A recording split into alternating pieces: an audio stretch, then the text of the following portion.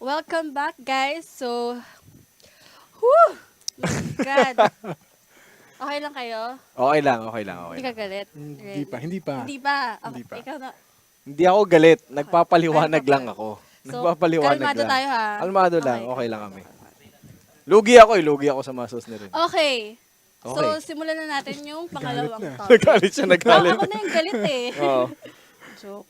So, should addressing problems about tournaments in social media stop? Kasi, di ba parang may issue ngayon si PPD. Like, nag-post siya ng, kasi yung room nila, parang kurtina lang yung harang. So, parang maririnig mo yung etong team tsaka yung kabilang team. So, Okay. Ren? Yeah, so should addressing problems about tournaments in social media stop? It should, unless na-exhaust na lahat ng options, tsaka, or kaya pag transparency is required. Well, for our topic, nakita nyo naman yung tweet earlier na PPD was complaining about sa nangyari sa kanila against VP, where kurtina nga lang daw yung harang sa room nila. At ang issue nila kasi, since walang soundproof headsets na ginagamit nung draft, naintindihan sila ng VP because VP can understand English and Russian, whereas sila, syempre English ang kaya nila. English at Spanish, yun lang kaya English nila. and Spanish. Oo. So, to be fair naman kay PPD, pinost na yung complaint niya kahit panalo sila. This is something kasi for other people, maybe you see them complaining if they lose. But Optic actually won, and he still raised his complaint anyway. So I'm sure he feels strongly about it, but at the same time, we have to be more responsible in what we say, especially for him as a player who represents a team, who represents a brand, who also represents a region. And then we know naman from our political issues natin sa bansa natin, there's some people who's doing that, but it ends up that you really cannot separate yourself from your other part. Hindi mo pwedeng sabihin, I'm not saying this as a part of Optic or as I'm not saying this as a captain, but I'm just saying this as a fan na dapat ito lang ginagawa ko. And it's the reason why kung makita mo, there's almost no teams doing these kinds of complaints. It's always players because it's deemed as a very unprofessional. Again, this is something that players should really avoid doing unless it is the last resort. Sabagay. Yep. Yeah. I mean, nag-agree ako sa sinabi ni Ren. Pero I think it's a very long way of saying don't do it. Kasi on my end naman, I agree eh. It's very unprofessional. Yep. Pwede naman niya sabihin yon. And again, on my end, hindi naman maraming event yung nagawan ko na, part tayo ng events. I used to be with an events company, pero hindi yung league operations. I understand it. Sige, kapag wala ng avenue para maayos yung problema, sige, pwede kang mag-rant on social media. Siguro yun lang talaga yung kultura ngayon ng kahit sino. Diba? May problema ka, lagyan mo sa social media. I think you shouldn't do it. Pero on my end naman, ako parang, this is just PPD being salty eh. And, in fact, yung sabi mo kanina, I'm sure he feels strongly about it. Does he though? Kasi if he feels strongly about it, habang nangyayari yun, nandun siya eh. He could just as easily ask the tournament admin, where merong tournament admin sa likod nila, nakikita natin during the draft, pwede niya sabihin na, teka, sure ba tayo na merong ganun sa kabila? He could have learned it after the match. Granted I yun. think he did. He learned it after the match. Okay, granted yun. Pero ang sa akin kasi, if you care that strongly about it, again, you could have exhausted those means before the match. No, but if Diba? you go back to the tweet kasi, he said that he was assured that it's gonna be Yes, the case. assured that was the case. Totoo yun. Pero kung kurtina yung nandun, ang dali naman na i-double check mo bago magsimula. Eh. Uh-huh. Madali na i-double check bago magsimula yan. So, ang sinasabi ko lang, yes, I think these things shouldn't be put up on social media. My question lang is, when it's coming from a person like PPD, I think a little bit of it is just, alam niyang may platform siya eh. Alam niyang baka maging ganito to ma-pressure talaga yung PGL. And in that situation, para makita mo na it's a little bit of throwing your weight around, which that's the one thing I can't agree with.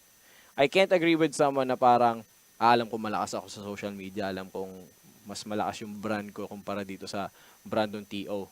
Sasabihin ko dito. I think that's why Red Eye told him off sa social media. Sabi ni Red Eye, alam mo naman na pwede mong sabihin to privately. Sabi niya, Tagalog si Red Eye. Tagalog si Red Eye. Tagalog si Red Eye. 50, Ayan. 50-year-old, ano na yun Tito of Manila yun Pero, doon mo makikita, di ba? Red Eye told him, he could have, I'm paraphrasing obviously, pero you could go on and tell them privately. Sabi niya, I did. Tapos ano pa yung sagot ni PPD? Very flippant din. Ang sagot ni PPD, bakit? Sinabi ko na sa kanila, sorry, nangyari ba? Napalitan ba? Actually, I think yung tweet niya, inulit na lang eh. Di ba? Sa reply niya. Di ba? Pero I mean, it's sort of a flippant response. Di ba? So, para sa akin, there's a little bit of PPD being salty. In the sense na, I don't think that's the best way to actually reconcile something. Granted, PGL folded. Sabi nila, we're very sorry. Yung tournament admin na yun, na-reprimand na. Yeah. So, I don't know. I agree with you. I think it should stop. It shouldn't be in social media. Because there are better ways to resolve it. Hindi ako naniniwala na medyo walang, na 100% benevolent yung reason kung bakit nilagay ni PPD yun. Nilagay ni PPD yun because alam niyang mas malakas yung social media following niya at parang... So, parang ginagamit niya yun.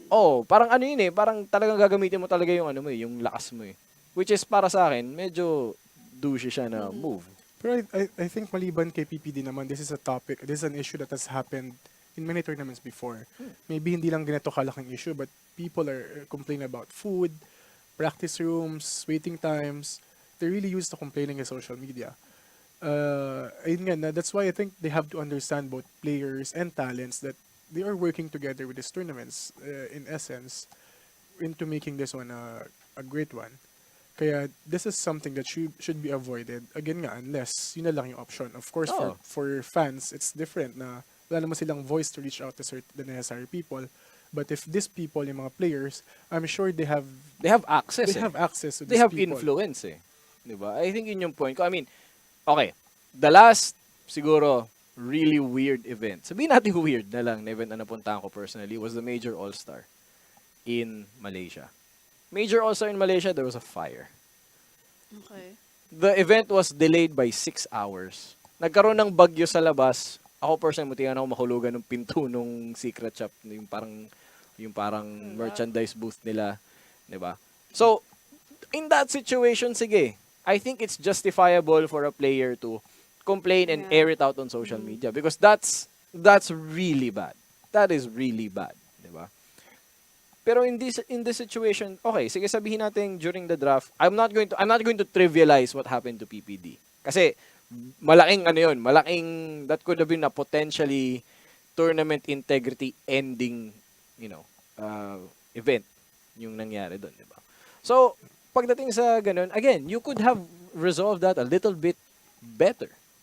Right? And props to him. Ako, you can see from my old work, I'm a PPD fan.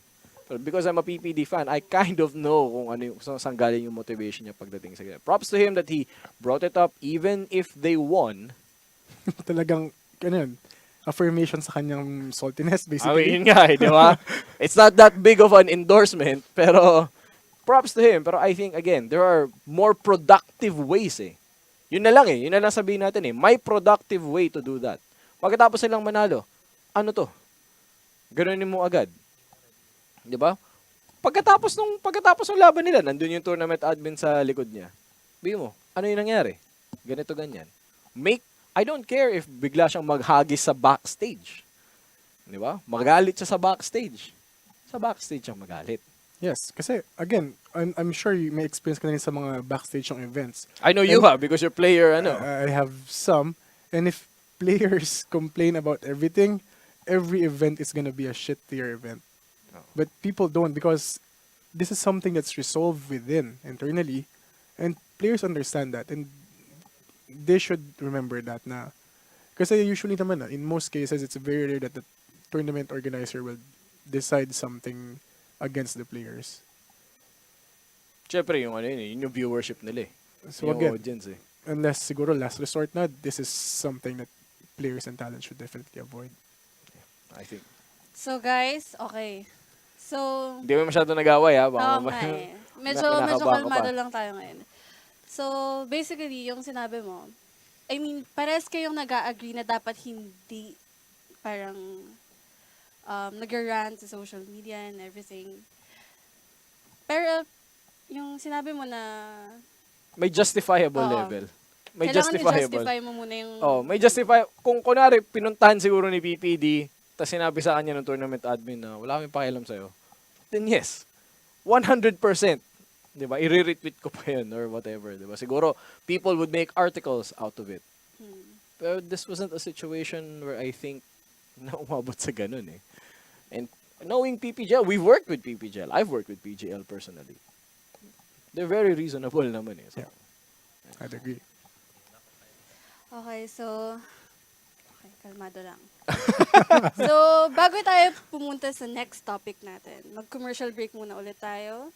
okay. Pero short lang ata dahil medyo Yes. may clear lang rin itong Oh, topic natin. super short lang. So, we'll be right